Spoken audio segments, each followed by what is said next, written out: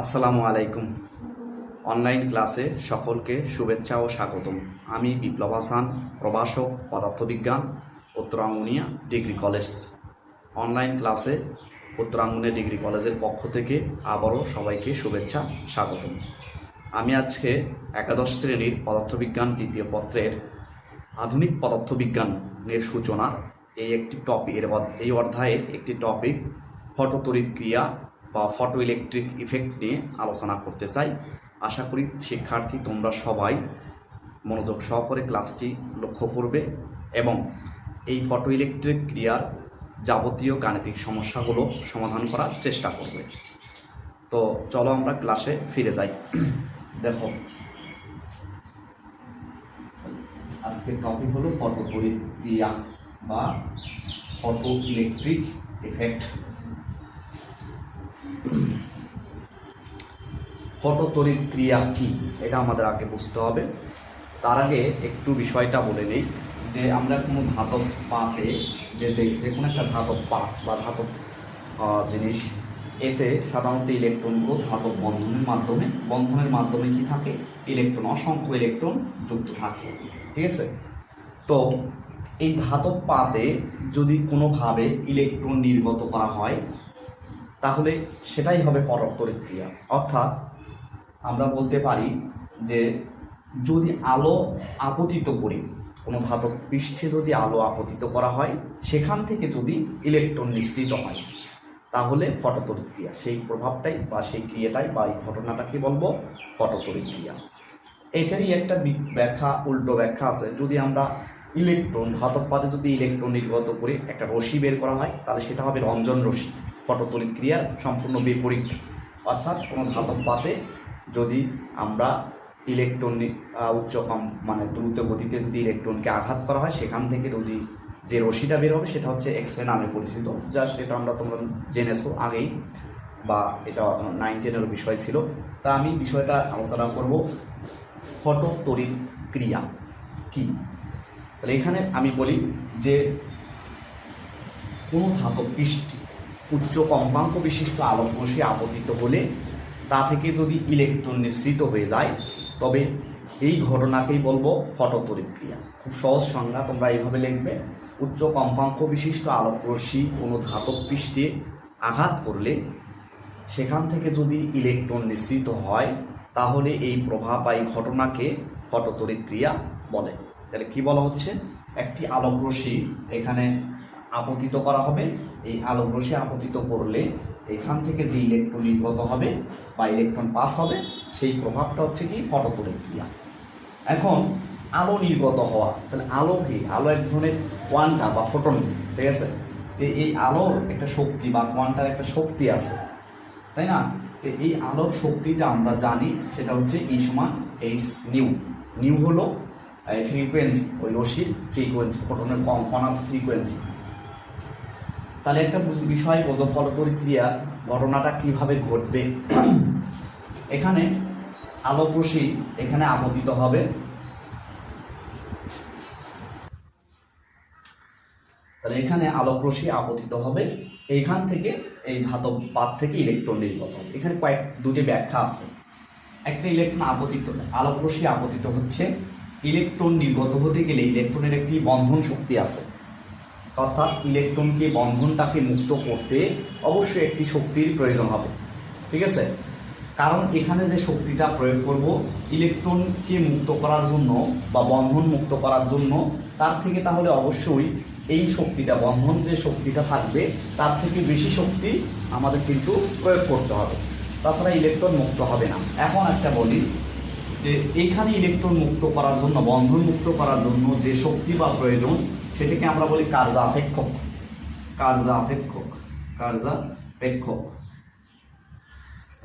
কার্যাপেক্ষক phi বা W দ্বারা প্রকাশ করা হয়। এটা পরে আসি।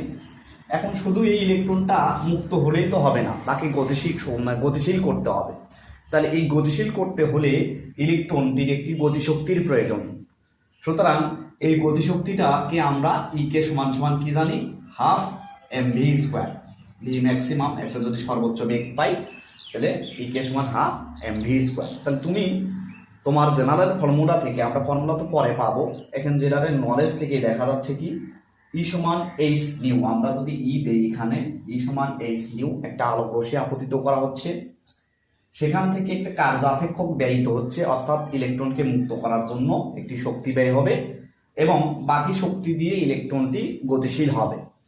তাহলে আমরা কি পাচ্ছি দেখো তো, আপতিত শক্তি ই ইকুয়াল কার্যাপেক্ষক প্লাস ইকে, কারণ শক্তির নিত্যতা তো মেনে চলতে হবে, যে পরিমাণ শক্তি দেবো ওই পরিমাণ শক্তি কাজ করবে। তাহলে ই সমান ফাই প্লাস ইকে, তাহলে ইটা হচ্ছে কি এইচ নিউ, ফাই হচ্ছে এইচ নিউ নট, আমরা এটা ব্যাখ্যা করব পরে, আর এটা হচ্ছে কি হাফ এমভি স্কোয়ার। তাহলে আমরা এখানে আপাতত একটা রাশিমালা পেয়ে যাচ্ছি, maximum square H nu minus h nu not. এটা কিন্তু ফটোতড়িৎ ক্রিয়ার মূল সমীকরণ। কিভাবে আসলো, যে আলোর বা ফোটন এর শক্তি আমরা এইচ নিউ জানি, আর কার্য অপেক্ষকটাও এখানে এইচ নিউ, ফাই সমান সমান এইচ নিউ নট, আর ইকে সমান সমান হাফ এমভি স্কোয়ার।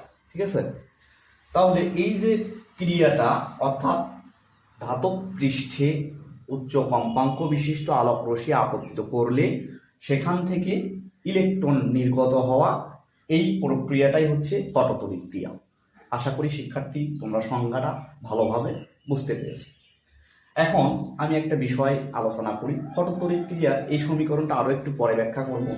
ফটোতড়িৎ ক্রিয়ার আসলে বৈশিষ্ট্যটা কি, একটা জিনিস দেখো, ফটোতড়িৎ ক্রিয়ার যে কোয়ান্টাম তত্ত্বের ব্যাখ্যাটা আমরা বলি, ফটোতড়িৎ ক্রিয়া একটি নিউক্লিয় ঘটনা, মানে তার তাৎক্ষণিক ঘটনা বলতে পারি। ফটোতড়িৎ ক্রিয়া একটি তাৎক্ষণিক ঘটনা। কেন? অর্থাৎ এখানে আলোক রশ্মি আপতিত হবে, সেখান থেকে ইলেকট্রন নির্গত হবে, এদের মধ্যে কোনো কাল বিলম্ব থাকবে না, অর্থাৎ সময়ের কোনো প্রয়োজন হবে না। তাহলে এক নাম্বার হলো ফটোতড়িৎ ক্রিয়া একটি তাৎক্ষণিক ঘটনা, খুব দ্রুত সংঘটিত হবে কোয়ান্টাম তত্ত্বের মধ্যে ব্যাখ্যা অনুসারে।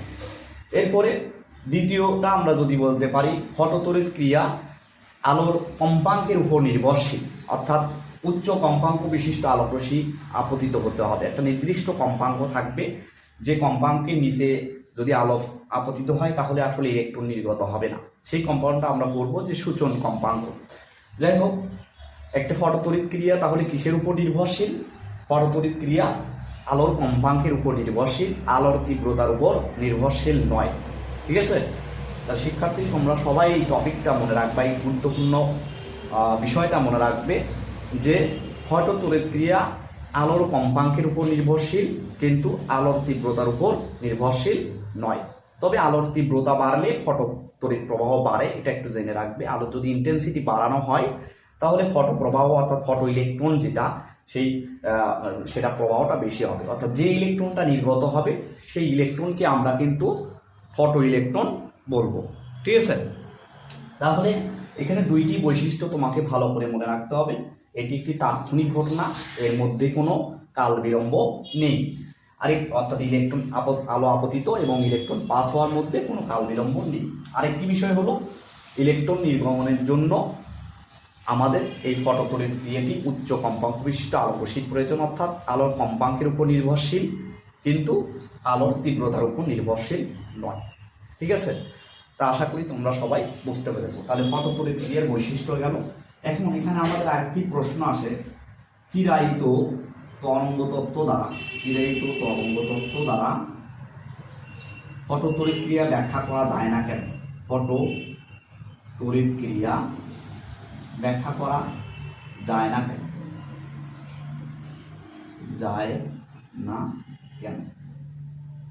এইটা আমাদের একটু বিষয়টা বুঝতে হবে।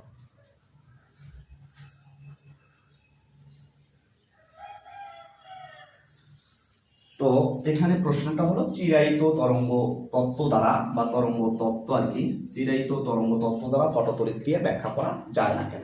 একটা বিষয় মনে রাখতে হবে, আমি যে দুইটা বৈশিষ্ট্য বললাম এই দুইটা লিখলেই হয়ে যাবে তোমাদের। ছোট প্রশ্ন আসে, তাহলে দুইটার বৈশিষ্ট্য হলো, প্রথমটা বললাম যে কোয়ান্টাম তত্ত্বে থেকে আমরা জানি যে ফটোতড়িৎ ক্রিয়ার মধ্যে কোনো কাল বিলম্ব নেই, অর্থাৎ তাৎক্ষণিক ঘটনা। কিন্তু চিরায়িত তরঙ্গ তত্ত্ব হতে জানা যায় যে কোনো ধাতব পৃষ্ঠে আলো আপতিত হলে সেখান থেকে ইলেকট্রন নির্গত হলে সময়ের প্রয়োজন, সেটা কয়েকদিন, একদিন হতে পারে বা কয়েকদিন হতে পারে।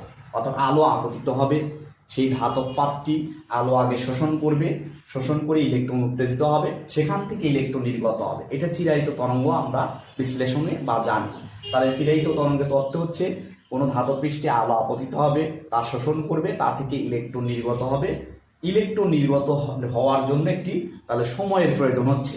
অর্থাৎ চিরায়িত তরঙ্গ তত্ত্ব থেকে আমরা জানি ফটোতড়িৎ ক্রিয়া একটি সময়ের প্রয়োজন, কিন্তু আসলে কোয়ান্টাম তত্ত্বে কি জানি ফটোতড়িৎ ক্রিয়া একটি তাৎক্ষণিক ঘটনা, এতে সময়ের প্রয়োজন নেই। তাহলে এখান থেকে আমরা বিশ্লেষণে বোঝা গেল চিরায়িত তরঙ্গ তত্ত্ব দ্বারা ফটোতড়িৎ ক্রিয়া ব্যাখ্যা করা যায় না। ঠিক আছে, ক্লিয়ার? এরপরে দ্বিতীয়টা বিষয়টা আমরা জানি যে চিরায়িত তত্ত্বের একটা বিষয় হলো এই যে কোনো ধাতু থেকে ইলেকট্রন নির্গত করার জন্য আলোর তীব্রতার উপর নির্ভরশীল। আলোর তীব্রতাকে এখানে ধরা হয়, আলোর তীব্রতার উপর ইলেকট্রন যদি পাস হতে হয় তাহলে এটা ইলেকট্রন পাস হওয়ার জন্য আলোর তীব্রতার উপর নির্ভরশীল। কিন্তু ফটোতড়িৎ ক্রিয়ায় আমরা জানি যে এইটি কম্পাঙ্কের উপর নির্ভরশীল, আলোর কম্পাঙ্কের উপর নির্ভরশীল। তাহলে চিরায়িত তরঙ্গ তত্ত্বের সাথে এটা একমত হচ্ছে না। ঠিক আছে, যার কারণে চিরায়িত তরঙ্গ তত্ত্ব দ্বারা ফটোতড়িৎ ক্রিয়াকে ব্যাখ্যা করা যায় না। তাহলে দুইটি লিখবে তোমরা। প্রথমটি হলো সময়ের প্রয়োজন। চিরায়িত তরঙ্গ তত্ত্ব দ্বারা যদি আমরা জানি যে কোনো ধাতু পৃষ্ঠ থেকে ইলেকট্রন নির্গমনের জন্য একটি সময়ের প্রয়োজন, কারণ সেখানে আলো শোষণ করবে, এরপরে উত্তেজিত হয়ে নির্গত হবে, সেই ক্ষেত্রে সময়ের প্রয়োজন। কিন্তু ফটোতড়িৎ ক্রিয়ায় কোনো সময়ের প্রয়োজন নেই, এটি একটি তাৎক্ষণিক ঘটনা কোয়ান্টাম তত্ত্বের মতো। এরপরে দ্বিতীয়টি হলো যে ফটোতড়িৎ ক্রিয়ায় যদি চিরায়িত তরঙ্গ তত্ত্ব থেকে আমরা জানি যে এই যে ফটো ইলেকট্রন অর্থাৎ ইলেকট্রন নির্গমনের জন্য আলোর তীব্রতার উপর নির্ভরশীল, কিন্তু আসলে এখানে আমরা দেখলাম যে ফটোতড়িৎ ক্রিয়া কম্পাঙ্কের উপর নির্ভরশীল। ঠিক আছে, তাহলে আশা করি তোমরা এই দুইটি তত্ত্ব বা দুইটা বুঝতে পেরেছো, চিরায়িত তরঙ্গ তত্ত্বটা কেন ব্যাখ্যা করা যায় না এবং কোয়ান্টাম তত্ত্ব সাহায্যে কেন ব্যাখ্যা করতে হয়। ঠিক আছে, তাহলে এখন আমরা দেখব ফটোতড়িৎ ক্রিয়ায় আইনস্টাইনের সমীকরণ, যেটা আমি আগে একটু আলোচনা করেছি। আইনস্টাইনের সমীকরণ, তা বিজ্ঞানী আইনস্টাইন এই ফটোতড়িৎ ক্রিয়া একটি সূত্র প্রদান করেন বা সমীকরণ প্রদান করেন গাণিতিক ব্যাখ্যায় কোয়ান্টাম তথ্যের মধ্যে। সেটা আগেই বলেছি, একটু ধারণা দিয়েছি যে ইলেকট্রন নির্গত করার জন্য একটি আপতিত রশ্মির প্রয়োজন হয়, কম্পাঙ্ক বিশিষ্ট একটি আপতিত রশ্মির প্রয়োজন হয়, আলোক রশ্মি। সেই রশ্মিটি কম্পাঙ্ক বা শক্তির পরিমাণ আর কি ই সমান h²। এখানে নিউ হলো রশ্মির কম্পাঙ্ক। এখন ইলেকট্রনটা মুক্ত করতে গেলে ধাতব পৃষ্ঠের একটি ইলেকট্রনটির বন্ধন শক্তি আছে, এই বন্ধনকে মুক্ত করতে গেলে একটি শক্তির প্রয়োজন, ন্যূনতম একটি শক্তির প্রয়োজন। সেই শক্তিকে বলা হয় কার্যাপেক্ষক ফাই সমান সমান h²0। তাহলে কার্যাপেক্ষক কি? যে কোনো ধাতব পৃষ্ঠ থেকে ইলেকট্রন নির্গমনের জন্য বা বন্ধন মুক্ত করার জন্য যে শক্তির প্রয়োজন হয় তাকে কার্যাপেক্ষক বলে। ঠিক আছে, আশা করি তোমরা কার্যাপেক্ষকটা বুঝতে পেরেছো। এখন এই কার্যাপেক্ষকের মধ্যে নিউনটটা হলো সূচন কম্পাঙ্ক। সূচন কম্পাঙ্ক এটা একটু গুরুত্বপূর্ণ বিষয়। সূচন কম্পাঙ্কটা কি? এখানে ইলেকট্রন বন্ধন মুক্ত করার জন্য বা ইলেকট্রনকে মুক্ত করার জন্য এখানে একটি নির্দিষ্ট কম্পাঙ্কের, ন্যূনতম একটি নির্দিষ্ট কম্পাঙ্কের আলোক রশ্মির প্রয়োজন, যে কম্পাঙ্কের নিচে আলোক রশ্মি আপতিত করলে ইলেকট্রন মুক্ত হবে না। তাহলে সূচন কম্পাঙ্কটা আমরা বলি যে কোনো ধাতব পৃষ্ঠে সর্বনিম্ন বা ন্যূনতম যে কম্পাঙ্কের নিচে আলো আপতিত হলে ইলেকট্রন মুক্ত হবে না, তাকে সূচন কম্পাঙ্ক বলে। তাহলে কোনো ধাতব পৃষ্ঠে সর্বনিম্ন যে কম্পাঙ্কের বা ন্যূনতম যে কম্পাঙ্কের নিচে আলো আপতিত হলে ইলেকট্রন মুক্ত হবে না, তাকে সূচন কম্পাঙ্ক বলে। ঠিক আছে, এই সূচন কম্পাঙ্ককে নিউনট বলে, অর্থাৎ একটা নির্দিষ্ট বা ন্যূনতম কম্পাঙ্ক লাগবে এখান থেকে ইলেকট্রনটিকে মুক্ত করার জন্য। ঠিক আছে, তাহলে আশা করি তোমরা সবাই বুঝতে পেরেছো সূচন কম্পাঙ্কটি কি। এখানে একটু জটিল, তাহলে সেই জিনিসটা একটু ভালোভাবে বুঝতে হবে। তারপরে ইলেকট্রনটি মুক্ত হয়ে গেল, এরপরে ইলেকট্রনটি একটি গতিশক্তি অর্থাৎ ইলেকট্রন নির্গত হওয়ার জন্য একটি শক্তির প্রয়োজন, যা গতিশক্তি প্রয়োজন। তো এই গতিশক্তির বেগটি যদি ভি জানি তাহলে ভি হয়, তাহলে ইকে সমান হাফ mv²। এই সর্বোচ্চ বেগ ধরে নেওয়া হচ্ছে কেন? কারণ ইলেকট্রনটি মুক্ত করার জন্য একটি কার্যাপেক্ষক ব্যয় হয়ে গেল, বাকি যে শক্তি থাকবে এই h² থেকে সম্পূর্ণ শক্তিটা এই গতিশক্তিতে রূপান্তরিত হবে, অর্থাৎ সর্বোচ্চ বেগ নিয়ে, এর নিচে আর হবে না। তাহলে এই জন্য এখানে ভি ম্যাক্সিমাম বা লিখি। তাহলে এখানে আমরা শক্তির ক্ষেত্রে পাচ্ছি কি ই সমান 5 + ইকে এইচ নিউ সমান h nu naught plus half m v square, অর্থাৎ হাফ এম ভি স্কোয়ার সমান h nu minus h nu naught. এই যে সমীকরণ সাহায্যে এখানে আমরা গাণিতিক সমস্যাগুলো সমাধান করার চেষ্টা করব। তাহলে এখানে তোমার অনেক সময় ভি আসবে, বেগ বের করতে বলবে, এই নিউ বের করতে বলবে, কার্যাপেক্ষক বের করতে বলবে, তোমাকে সেই অনুসারে অঙ্কটি করতে হবে। দেখুন নিউ ভি ম্যাক্সিমাম বের করতে বললে তাহলে তোমরা এইভাবে লিখবে, ইকুয়েশনটিকে 2 দ্বারা গুণ করলে H nu minus h nu not, তারপরে হচ্ছে নিচে হচ্ছে এম হবে, এরপরে এটার মান বের করলে এটাকে আমরা রুট করতে পারবো। ঠিক আছে, অর্থাৎ এখান থেকে আমরা এইখানে ক্যালকুলেশন করে ভিটা বের করতে পারি।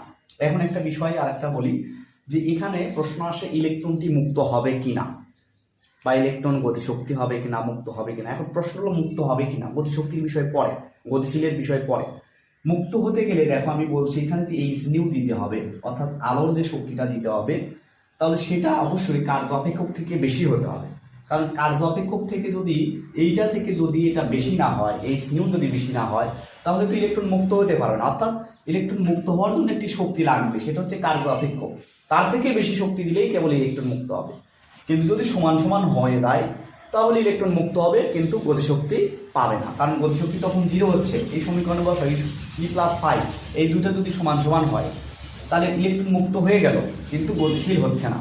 তাহলে ই কে সমান কি হচ্ছে, তখন 0 হচ্ছে। তাহলে তোমাকে যদি প্রশ্ন আসে ইলেকট্রন গতিশীল হবে কিনা, তাহলে অবশ্যই ই এর মানটি ফাই থেকে কি হবে, বেশি হবে, ইলেকট্রন নির্গত হবে। এক্ষেত্রে ইলেকট্রন নির্গত হবে কিনা, ইলেকট্রন নির্গত হবে।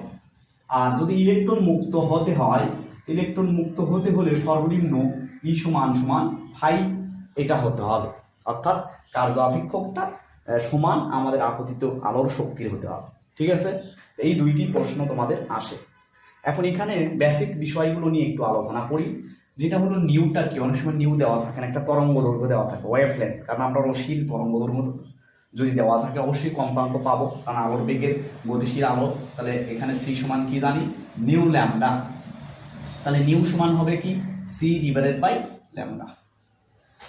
তাহলে এইখান থেকে নিউ এর মান আমরা এখানে বসাতে পারবো। ইচ্ছা করলে তুমি পৃথক পৃথকভাবে এই ই এর মান বের করে নিবে এবং ফাই নটের মান বের করে নিতে পারবে। সিমিলারলি সূচন কম্পাঙ্কের ক্ষেত্রে সি সমান নিউ নট ল্যামডা হবে। তাহলে নিউ নট সমান সমান কি, ল্যামডা সি বাই ল্যামডা। ঠিক আছে, এখান থেকে আমরা এইভাবে বের করতে চাই।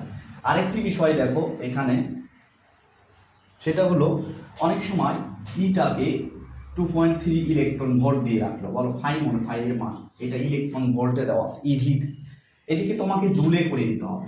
তাহলে 2.3 গুণন ইলেকট্রনের চার্জ দ্বারা গুণ করতে হবে, কারণ এইটাকে ইলেকট্রন ভোল্ট, 1 ইলেকট্রন ভোল্ট সমান সমান এত জুল, 1 ইলেকট্রন ভোল্ট সমান 1.6 গুণন 10⁻19 জুল। মোট কথা হলো ইলেকট্রন ভোল্টকে জুল করতে হলে এই 1 ইলেকট্রনের চার্জের মানটি দ্বারা গুণ করতে হবে। তাহলে আশা করি বুঝতে পেরেছো। এরপরে আরেকটি বিষয়, ইলেকট্রন ভোল্ট যদি করতে বলে তাহলে অবশ্যই এটা দ্বারা কি করতে হবে, ভাগ করতে হবে। তাহলে আমরা ইলেকট্রন ভোল্ট থেকে জুলে কিভাবে আসবো, জুল থেকে ইলেকট্রন ভোল্টে কিভাবে আসবে, তাহলে সেটা জেনে নিলাম। তাহলে এখান থেকে তোমাকে এই জাতীয় প্রশ্নগুলো বা ফটোতড়িৎ ক্রিয়ার ব্যাখ্যা করতে বলে। তার আরেকটি বিষয় আসে, লেখচিত্রে মানে আমাকে এটাকে দেখাতে বলে, লেখচিত্রে দেখাও ফটোতড়িৎ ক্রিয়া বিভিন্ন মান বের করে দেখাও। চলো, লেখচিত্রের বিষয়টা হচ্ছে এখানে আমরা দেখি কিভাবে আসবে। লেখচিত্রকে আমরা যদি এই বরাবর কম্পাঙ্ক ধরি, এক্স অক্ষ বরাবর, কম্পাঙ্কের উপর যেহেতু নির্ভরশীল, যে রাশিগুলো এই নির্ভরশীল নয় অর্থাৎ ইন্ডিপেন্ডেন্ট রাশি, সেগুলোকে এক্স অক্ষ বরাবর স্থাপন করতে হয়। আর যেটা নির্ভরশীল ডিপেন্ডেন্ট রাশি সেটাকে ওয়াই অক্ষ বরাবর নির্ভরশীল করতে হয়, কারণ এখানে ইলেকট্রন নির্ভরের জন্য কম্পাঙ্কের প্রয়োজন। তাহলে এখান থেকে আমরা এই কম্পাঙ্ককে গতিশক্তি পেতে গেলে কম্পাঙ্কের প্রয়োজন। তাহলে এই যে ই ভি নট, বা এটাকে তুমি হাফ এম ভি স্কোয়ারও লিখতে পারো, হাফ এম ভি স্কোয়ার। এখানে ভি নটটা বলি, এটা হচ্ছে নিমিত্ত বিভব, আমরা রঞ্জনশীতে বা এক্সরেতে এটা পড়বো। এই ই ভি নট বা হাফ এম ভি স্কোয়ার বা ম্যাক্সিমাম, এটা কি হবে, সমান হবে। তাহলে ধরে নিলাম এই বরাবর ই ভি নট বা হাফ এম ভি স্কোয়ার পাই। তাহলে ই ভি নট সমান সমান কি, হাফ এম ভি ম্যাক্স। এটা একটা বিষয় একটু জেনে রাখো, ইলেকট্রনের চার্জ এবং নিমিত্ত বিভব দ্বারা গুণ করলে আমরা শক্তি পাই, সেটা হচ্ছে পটেনশিয়াল বিভব আর কি। তাহলে এখান থেকে এই দুইটা সমান, তাহলে এইটা ওয়াই অক্ষ বরাবর স্থাপন করলাম, এটা এক্স অক্ষ বরাবর স্থাপন করলাম। তাহলে একটি বিষয় দেখো, এখানে একটা বলা ছিল সূচন কম্পাঙ্ক, অর্থাৎ ইলেকট্রন মুক্ত করার জন্য একটি ন্যূনতম কম্পাঙ্কের প্রয়োজন হবে, যেটি হলো কি সূচন কম্পাঙ্ক। এই যে একটা মান এখানে ধরে নিলাম, এই কম্পাঙ্কটি হচ্ছে সূচন কম্পাঙ্ক, এখানে এক্স অ্যাক্সিস বরাবর। এর থেকে কম্পাঙ্ক বেশি হলে ইলেকট্রন মুক্ত হবে বা গতিশীল হবে। ইলেকট্রন গতিশীলের জন্য তাহলে কম্পাঙ্কের প্রয়োজন, তাহলে এখন বাড়বে, এইভাবে দিয়ে দেবো। তাহলে এই মানটি ধরে নেই আমরা কি বলতো, এফ, একটা নির্দিষ্ট কম্পাঙ্ক এফ। তাহলে এখানে দেখো আমরা এটা যদি ও বিন্দু ধরে নেই, এটা এ বিন্দু দিলাম, এটা হচ্ছে বি বিন্দু, আর এটা কি সি বিন্দু। তাহলে এখান থেকে আমি কিভাবে ক্যালকুলেশন করব দেখো, তাহলে কোনো কিছু ঢাল বের করতে হবে। আমরা জানি যে থিটা কোণে থাকে এক্স অক্ষের সাথে, যে কোনো রশ্মি থিটা কোণ থাকলে সেটা ঢাল হবে ট্যান থিটা বা ট্যানজেন্ট। এক্স অক্ষের সাথে যে কোণ করে সেটাকে সে তার ট্যানজেন্টকে ওই এটা ঢাল বের করতে পারে। তাহলে আমি যদি এখানে ট্যান থিটা নেই, তাহলে ট্যান থিটার সমান লম্ব বাই ভূমি, এটা জানি, এবি ডিভাইডেড বাই কি বলতো বিসি। যাই হোক এটা 1 নাম্বারতেই এখন এবি এবং বিসির মানটা দরকার। তাহলে এই যে এবির মানটা এটা হচ্ছে কি ই ভি নট, এই ওয়াই অক্ষ বরাবর ই ভি নট ধরে নিয়েছি, তাহলে সেটাকে আমরা ধরে নিই ই ভি নট, এবি সমান সমান হচ্ছে ই ভি নট, আর বিসি মানে হচ্ছে OB minus OC, OB minus OC. OB হচ্ছে পুরো ও থেকে এফ পর্যন্ত, অর্থাৎ একটি নির্দিষ্ট কম্পাঙ্ক, সেটাকে আমরা এফ ধরবো। আর ওসি হচ্ছে সূচন কম্পাঙ্ক, এটাকে আমরা এফ নট ধরবো। আমি এখানে এফ যেহেতু নিউ দিয়ে লিখেছি আগেরগুলো, তো তোমরা ইচ্ছা করলে নিউ দিয়ে লিখতে পারো বা এফ দিয়ে লিখলেও হবে, একই বিষয়। তাহলে যেহেতু আমি আগে থেকে নিউ লিখেছি, তাহলে তোমরা নিউ লেখো। তাহলে নিউ মাইনাস নিউ নট, এখানে নিউ লিখতে পারো অথবা এফ দিয়েও করতে পারো, একই বিষয়। এখন বিসি তাহলে এখানে বসাই, তাহলে আমাদের সমীকরণে বসালে ট্যান থিটা ইকুয়াল, আমাদের দেখি আইনস্টাইনের ক্ষেত্রে এখানে বসাই, সুতরাং ট্যান থিটা ইকুয়াল কি আসে বলতো ই ভি নট, বা এখানে আসবে নিউ মাইনাস নিউ নট, ঠিক আছে। তাহলে এটা যদি বসাই তাহলে দেখা যায় এই ট্যান থিটার মানটি সবসময় ধ্রুবক থাকে, যা প্লাঙ্ক ধ্রুবকের সমান। তাহলে এইচ সমান প্লাঙ্ক ধ্রুবক সমান e V naught divide by কি নিউ মাইনাস নিউ নট, ঠিক আছে। তাহলে এটা আর গুণ করো, h into nu minus nu naught সমান সমান কি এ ভি নট, এই ভি নট সমান সমান হাফ এম ভি স্কোয়ার, তাহলে h nu minus h nu সমান সমান হাফ এম ভি ম্যাক্স। যাই হোক এটা আমরা বসাই, এই ভি ম্যাক্স দিয়ে করলেও হয়ে যায়। তাহলে এটাই হচ্ছে কি পটতড়িৎ ক্রিয়া সমীকরণ। লেখচিত্র থেকে কিভাবে সমীকরণটি আসলো এটা আমি দেখালাম। তোমাকে পরীক্ষা আসতে পারে লেখচিত্রে দেখাও বা স্থাপন করো, সেক্ষেত্রে তুমি এগুলো তো করার প্রয়োজন নাই। আমরা সেই ক্ষেত্রে নিউ নট অর্থাৎ সূচন কম্পাঙ্ক জানবো এবং নিউ জানবো, অর্থাৎ নির্দিষ্ট যে কম্পাঙ্কটা এটা জেনে নেবো, বের করে নেব। এরপরে গতিশক্তিটা বের করতে পারবো, এইখানে এক্স অক্ষ বরাবর গতিশক্তিকে ইন্ডিকেশন করব, আর নিউ নিউ নটকে দিয়ে দেবো মানটা, দিয়ে একটি রেখা আঁকবো ওই বিন্দুর জন্য এই গতিশক্তির মানটা ধরে নিয়ে এইভাবে লেখচিত্রটি জাস্ট তোমাকে এঁকে দেখাতে হবে, তাহলে কিন্তু তুমি সলভ করতে পারবে, ঠিক আছে। তাহলে অনেক সময় প্রশ্ন আসে লেখচিত্র দেখাও, সেটাও আমি বলে দিলাম, এইভাবে লেখচিত্রটি স্থাপন করতে হবে, অর্থাৎ একটি সরল রেখা পাওয়া যাবে। তাহলে গেল এরপরে তো দেখো এখানে একটি অঙ্ক বা এক্সাম্পল আমরা একটু দেখি, যে পটতড়িৎ ক্রিয়ার উপর কোন ধাতুর উপর 2500 অ্যাংস্ট্রম তরঙ্গদৈর্ঘ্যের অতি বেগুনি রশ্মি ফেলা হলো। একটা ধাতুর উপর একটা ওয়েভলেন্থ দেওয়া আছে, এখান থেকে আমরা শক্তি বের করতে পারবো। ধাতুর কার্য অপেক্ষক হলো 2.3 ইলেকট্রন ভোল্ট। নিঃসৃত ইলেকট্রনের সর্বোচ্চ বেগ কত? তথ্য হতে আপতিত ফোটনের কম্পাঙ্ক বনাম গতিশক্তি লেখচিত্র অঙ্কন পূর্বক লেখটির কম্পাঙ্ক অক্ষকে ছেদ করার কারণ ব্যাখ্যা দাও। এটা আমরা করব। অঙ্কটি তোমরা একটু তুলে নাও, আমি এই জন্য সময় দিচ্ছি।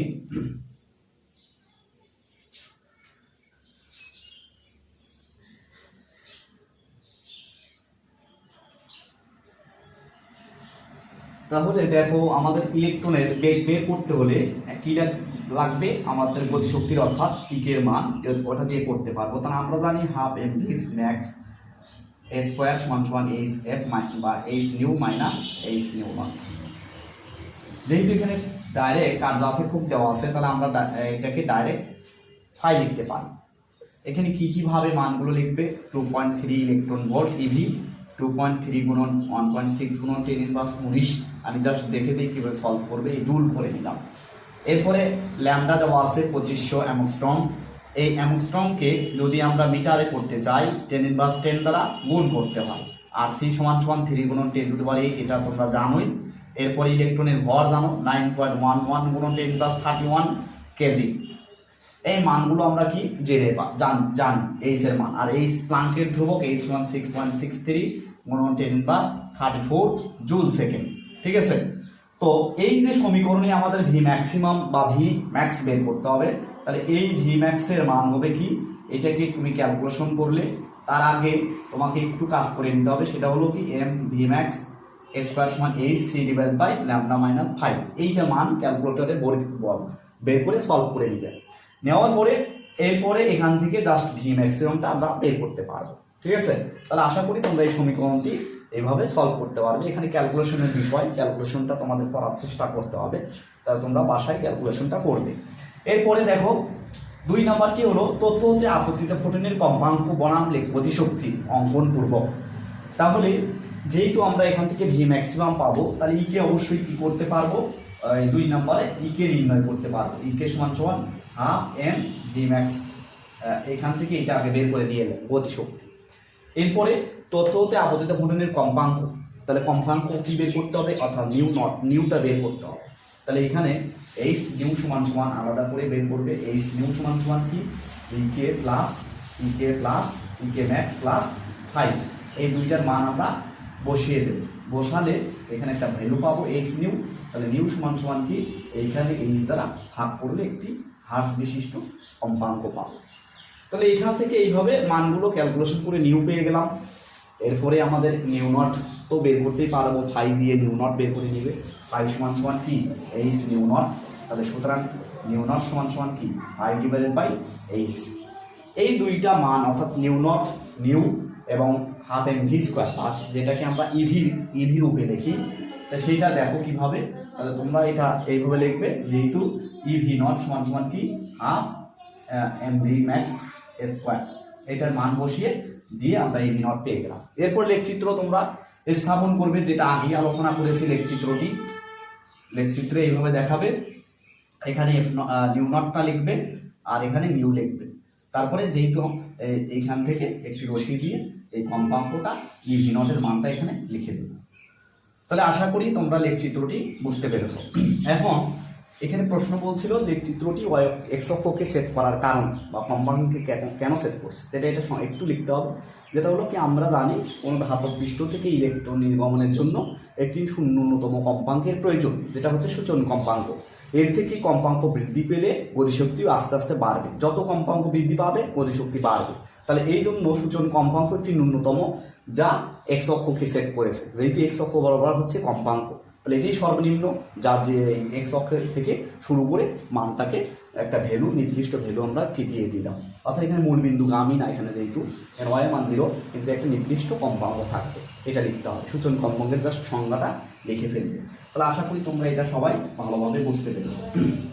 আরেকটি বিষয় আমি একটু আলোচনা করি, যেহেতু ফটোতড়িৎ ক্রিয়ার সাথে খুবই সম্পর্ক, সেটা হলো কম্পটন ইফেক্ট, কম্পটন প্রভাব যেটাকে বলি, একই বিষয় এটা।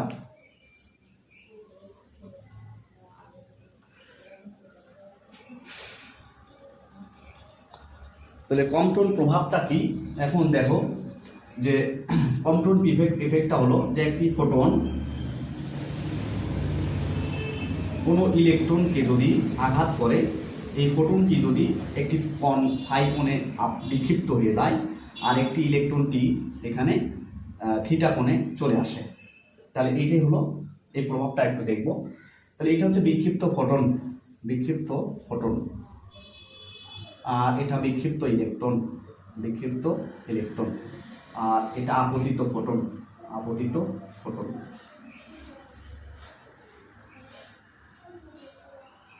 তাহলে দেখো আমি বলি খুব সহজ একটি বিষয়, যে একটি ফোটনকে কোনো লক্ষ্য বস্তু, সেটা হতে পারে ইলেকট্রন, আমরা এখানে ইলেকট্রন ধরে নিই, ইলেকট্রনের সাথে যদি সংঘর্ষ হয় তাহলে ফোটনটি বিক্ষিপ্ত হবে। এই বিক্ষিপ্ত ফোটনের ওয়েভলেন্থ বা তরঙ্গ দৈর্ঘ্যটি আপতিত ফোটনের তরঙ্গ দৈর্ঘ্য থেকে বেশি হবে। দেখো এখানে ফোটনের তরঙ্গদৈর্ঘ্য অনেক বড় করে দিয়েছে ঢেউটা, আর এখানে ঢেউগুলো বা তরঙ্গদৈর্ঘ্যগুলো খুব ছোট ছোট দেওয়া হয়েছে। অর্থাৎ যে ফোটনটি আপতিত হবে তার তরঙ্গদৈর্ঘ্য কম হবে, যে ফোটনটি বিক্ষিপ্ত হবে তার তরঙ্গদৈর্ঘ্য বেশি হবে। তাহলে কোনো একটি ফোটন কোনো ইলেকট্রনকে বা কোনো লক্ষ্যবস্তুকে আঘাত করলে বা সংঘর্ষে করলে ফোটনটি বিক্ষিপ্ত হয়। এই বিক্ষিপ্ত ফোটনের তরঙ্গদৈর্ঘ্য আপতিত ফোটনের তরঙ্গদৈর্ঘ্যের থেকে বেশি হবে, অর্থাৎ এইটার তরঙ্গদৈর্ঘ্য আপতিত ফোটনের তরঙ্গদৈর্ঘ্য থেকে বেশি। এই প্রভাবটা বা এই ঘটনাটাকে বলা হচ্ছে কম্পটন ক্রিয়া। এই কম্পটন এটার প্রভাব বলা হচ্ছে। এই কম্পটন ক্রিয়াটা কেন বলা হচ্ছে দেখো, এইটার ওয়েভলেন্থ ধরে নিই ল্যামডা প্রাইম, এইটার ওয়েভলেন্থ ধরে নিলাম ল্যামডা। তাহলে শর্তটা কি হবে, ল্যামডা প্রাইমটা অবশ্যই বড় হবে ল্যামডা প্লাস, ঠিক আছে। অর্থাৎ আপতিত ফোটনের কম্পাঙ্কটা কম হবে, বিক্ষিপ্ত ফোটনের কম্পাঙ্ক এখানে বেশি হবে। তাহলে কোনো একটি ফোটন যদি কোনো ইলেকট্রন, যেমন লক্ষ্যবস্তু ইলেকট্রন ধরে তুমি বলতে পারো কোনো লক্ষ্যবস্তুকে আঘাত করলে বিক্ষিপ্ত ফোটনের কম্পাঙ্ক বা ওয়েভলেন্থ আর কি, ওয়েভলেন্থ আপতিত ফোটনের ওয়েভলেন্থ থেকে কি হবে বেশি হবে বা তরঙ্গদৈর্ঘ্য থেকে বেশি হবে। তাহলে এটা থেকে আমরা বুঝতে পারি। তাহলে বোঝা গেল কি যে আপতিত ফোটনের ল্যামডা এবং বিক্ষিপ্ত ফোটনের হচ্ছে ল্যামডা প্রাইম ধরে নিলাম। এখন একটা বিষয় দেখো, এই কম্পটন ক্রিয়াটিকে বা যে তরঙ্গদৈর্ঘ্যের পরিবর্তন হলো, তাহলে এটা বের করার জন্য একটি সমীকরণ চলে আসে, যে সমীকরণটা অনেক বড় বিশ্লেষণ। তোমাদের জন্য জাস্ট সমীকরণটা একটু মনে রাখবে, m/h0c দেখে এখান থেকে দাঁড়ো। তাহলে আমি আবার বলি একটু ছোট করে, যে কম্পটন ক্রিয়াটি কি, যে কোনো একটি ফোটন বা যে কোনো রশ্মি হতে পারে, তাই সেটা যদি কোনো লক্ষ্যবস্তু যেমন ইলেকট্রনকে আঘাত করে বা সংঘর্ষে করে, তাহলে ফোটন বা রশ্মিটি বিক্ষিপ্ত হবে। এই বিক্ষিপ্ত ফোটন বা রশ্মির তরঙ্গদৈর্ঘ্য আপতিত ফোটনের তরঙ্গদৈর্ঘ্যের থেকে বেশি হবে। এই প্রভাবটা হচ্ছে কম্পটন ক্রিয়া। তাহলে এটা ল্যামডা প্রাইমটা বড়, ল্যামডাটা ছোট, তাহলে কতটুকু পরিবর্তন হলো সেটাকে ডেল ল্যামডা, এই ল্যামডা প্রাইম মাইনাস ল্যামডা ধরলাম, সেটা সমীকরণ h/m0c 1 - cos phi। এই জাস্ট সমীকরণটি তোমাদেরকে একটু মনে রাখতে হবে। এখান থেকে বিক্ষিপ্ত ফোটনের তরঙ্গদৈর্ঘ্য বের করতে বলতে পারে, আপতিত ফোটনের তরঙ্গদৈর্ঘ্য বের করতে পারে।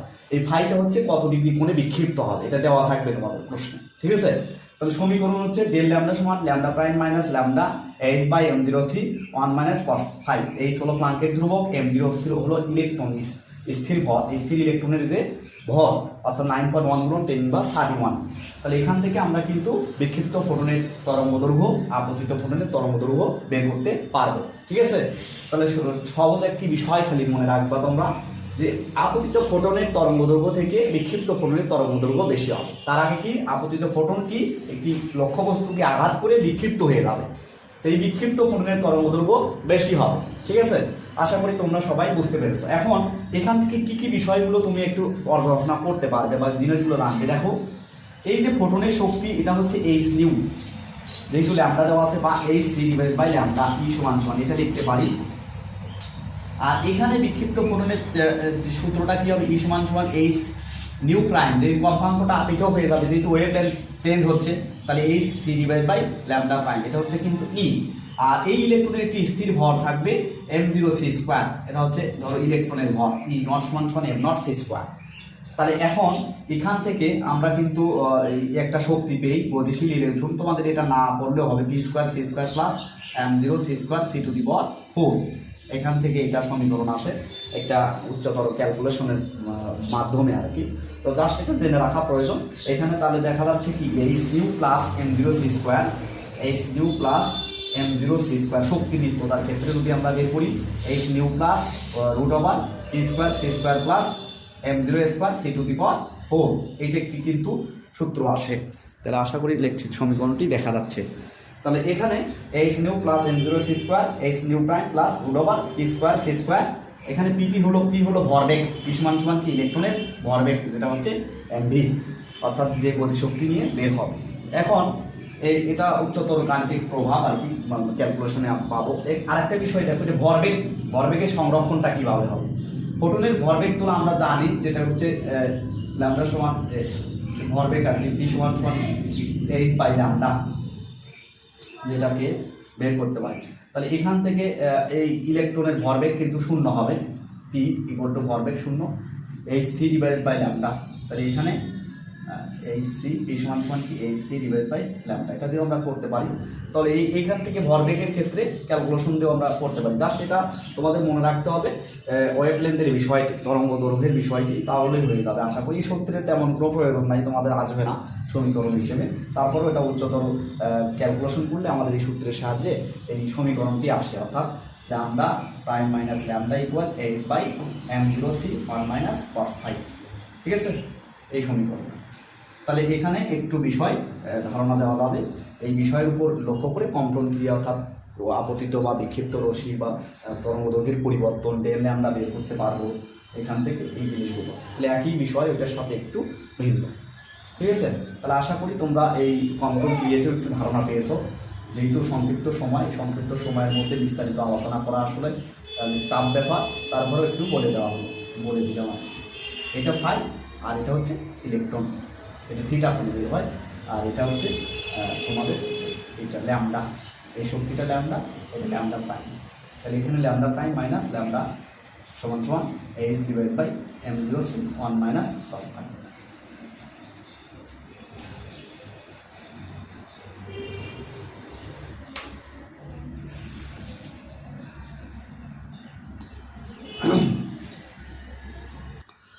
তাহলে তোমরা একটি অঙ্ক দেখো, কম্পন ক্রিয়া 0.2500 মিলিমিটার তরঙ্গ দৈর্ঘ্যের এক্স রশ্মি কোনো বস্তুকে আঘাত হেনে 60 ডিগ্রি কোণে বিক্ষিপ্ত হয়। বিক্ষিপ্ত এক্স রশ্মি ল্যাম্বডা প্রাইম অর্থাৎ ওয়েভলেন্থ নির্ণয় করো, আর এক্স রশ্মির শক্তি, বিক্ষিপ্ত এক্স রশ্মির শক্তি আপতিত এক্স রশ্মির চেয়ে সামান্য কম, গাণিতিক বিশ্লেষণ করো। তাহলে এখানে আমরা কি করতে পারবো, আপতিত তরঙ্গ দৈর্ঘ্য দেওয়া আছে। দেখো একটা যে রশ্মিটা আপতিত হয় তার ল্যাম্বডা ধরে নিবে 0.2500 কি মিলিমিটার, মিলিমিটারকে আমরা মিটার করলে 1000 দ্বারা ভাগ করতে হবে, 10⁻³ মিটার লিখলাম। এরপরে ফাই দেওয়া আছে হচ্ছে 60 ডিগ্রি কোণে, ইলেকট্রনের ভর জানি 9.1 10⁻31 কেজি। এখান থেকে আমরা কি বের করতে পারি, বিক্ষিপ্ত তরঙ্গ দৈর্ঘ্য।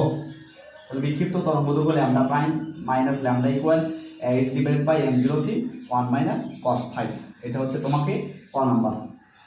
এই যে এই ল্যাম্বডা প্রাইমটার মান বসিয়ে আমরা ক্যালকুলেশন করলে হয়ে যাবে। ঠিক আছে, আশা করি খুব সহজ অঙ্ক, এটা পারবে। এরপরে দ্বিতীয়টা দেখো, এক্স রশ্মির শক্তি আপতিত এক্স রশ্মির চেয়ে সামান্য কম, তার মানে শক্তিটা বের করতে বলছে। অর্থাৎ চিত্রে যদি আমরা দেখাই তাহলে চিত্রটা কেমন হবে, যে এই যে একটা এক্স রশ্মি যদি পড়ে এখানে কোনো ইলেকট্রনকে বা লক্ষ্য বস্তুকে আঘাত করলে একটা বিক্ষিপ্ত হয়ে যাচ্ছে ফাই কোণে, আর এটা বের হয়ে যাচ্ছে, এটা শক্তি বের করতে হবে। তাহলে খ নাম্বারে কি বের করতে হবে, শক্তি। তাহলে শক্তিটা কিভাবে বের করবো দেখো, তাহলে এখানে বিক্ষিপ্ত আপতিত এক্স রশ্মির শক্তি যদি হয় এইচ নিউ, তাহলে h c divide by lambda, এটাতে ক্যালকুলেশন করবে। আর বিক্ষিপ্ত হচ্ছে ই প্রাইম সমান সমান h nu prime h c divide by lambda. এই মান বসিয়ে দেখবো আমরা যে এখানে বিক্ষিপ্ত এক্স রশ্মির মানটি একটু বেশি। এই তো তুমি এটা বিয়োগ করে দিতে পারো অ্যান্সারটি। ঠিক আছে, তাহলে এইভাবে আমরা কি গাণিতিক সমস্যাগুলো সমাধান করব। এই যে ফটোতড়িৎ ক্রিয়ার যে সূত্র এবং কম্পন ক্রিয়ার যে সূত্র, এই দুইটি সূত্র দিয়ে এবং যে থিওরিগুলো আমি আলোচনা করলাম একটু বুঝে যদি তুমি গাণিতিক বইয়ের বা গাণিতিক সমস্যাগুলো করার চেষ্টা করো অবশ্যই পারবে। হয়তো ক্যালকুলেশনে একটু সমস্যা হতে পারে, কারণ এখানকার ক্যালকুলেশনগুলো অনেক কঠিন। তাহলে আশা করি তোমরা সবাই খাতা দিয়ে মনোযোগ সহকারে লক্ষ্য করে এই বিষয়টা আবার একটু বইয়ে তোমরা রিডিং করে গাণিতিক সমস্যাগুলো সমাধান করবে। আমি আশা করি তোমরা সবাই পারবে। ঠিক আছে, তো আজকে এই পর্যন্তই, আগামী দিন আবার আসবো ইনশাল্লাহ। তো তোমাদেরকে সবার সুস্থতা কামনা করি আমি আজকের ক্লাস থেকে বিদায় নিচ্ছি। ধন্যবাদ সবাইকে। আবারও উত্তরাঙ্গনী ডিগ্রি কলেজের পক্ষ থেকে সবাইকে শুভেচ্ছা ও স্বাগত জানিয়ে শেষ করছি। ধন্যবাদ সবাইকে।